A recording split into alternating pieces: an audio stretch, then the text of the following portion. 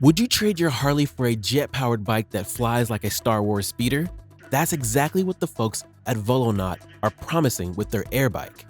A sleek, wingless craft zipping through the skies at a jaw-dropping 124 miles per hour. But before you get too excited, let's break down what we really know and what's still shrouded in mystery.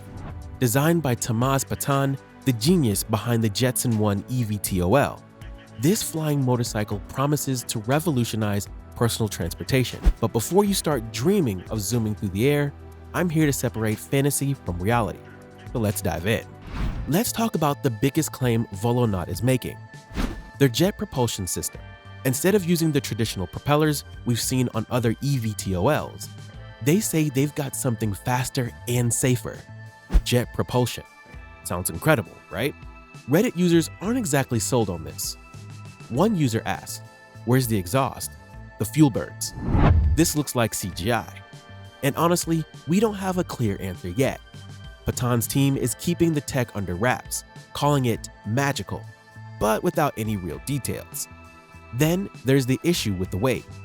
Volonaut claims the AirBike is 7 times lighter than a Harley, but when you do the math, that means a 120-pound bike. Now, we all know that jet engines and carbon fiber frames aren't exactly light. The electric Jetson One weighs 190 pounds, and even that's impressive. So 120 pounds for a jet-powered bike? Some readers aren't buying it. Now, let's talk about safety.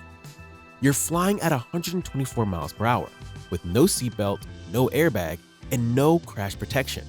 Volonaut's so-called proprietary stabilization system doesn't seem to offer much reassurance either, since there's zero info on crash tests or redundancies. It's really a leap of faith. And then there's the noise. We've all heard the loud whine of a jet engine, with no propellers to soften the sound. The AirBike could easily be louder than a rock concert. Imagine riding through a suburban neighborhood. Good luck with the HOA. But here's where things get even more complicated: the FAA. According to their rules, ultralight aircraft can't exceed 63 miles per hour, or 245 pounds. Well, the AirBike blows past both of those, which means it's technically an aircraft. That's right. If you want to fly this thing legally, you'll need a private pilot's license. We're talking 10K plus and 40 plus hours of training. FAA airworthiness certification, that could take years, and approval from local zoning boards for where you can take off and land. Now, let's talk price. Volonaut hasn't officially announced it, but rumors say this bad boy could cost anywhere from 50K to 150K. To put that in perspective, for 50K, you could grab 2 fully loaded Harley Road Glides. At 150K, you could grab a tricked-out RV and a Ducati Panigale V4. It's a luxury toy, no doubt, and while Patan's previous project, the Jetson One, had a price tag of 92K, that's still a long waitlist. So the AirBike could become the next status symbol for the super rich. But here's the thing: motorcyclists don't just love bikes for the speed.